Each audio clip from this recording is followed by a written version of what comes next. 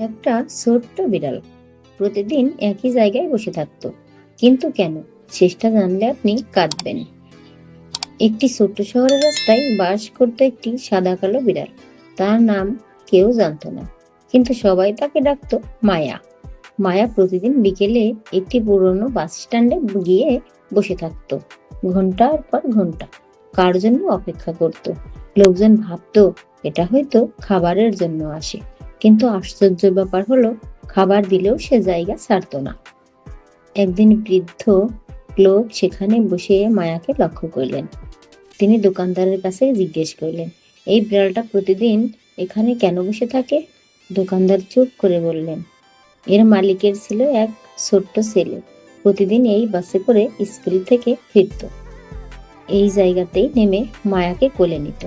বৃদ্ধ অবাক হয়ে জিজ্ঞাসা করলেন, তাহলে এখন? দোকানদারের চোখ ভিজে গেল। একটা দুর্ঘটনায় ছেলেটা আর ফিরে আসেনি, কিন্তু মায়া এখনো বিশ্বাস করে সে একদিন আসবে।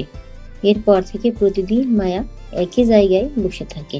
বৃষ্টি হোক, রোদ হোক, তার চোখে একটাই অপেক্ষা, তার প্রিয় মানুষটা ফিরে আসবে। একদিন মায়া আর উঠল না। লোকজন দেখে বুঝলো অপেক্ষা করতে করতে সে চিরদিনের জন্য ঘুমিয়ে গেছে। ভালোবাসা কখনো মিথ্যা হয় না, শুধু কখনো কখনো মানুষ ফিরে আসে না। বন্ধুরা, গল্পটি ভালো লাগলে প্লিজ একটা লাইক দাও আর এমন সুন্দর গল্প পেতে চ্যানেলটি সাবস্ক্রাইব করতে ভুলবেন না।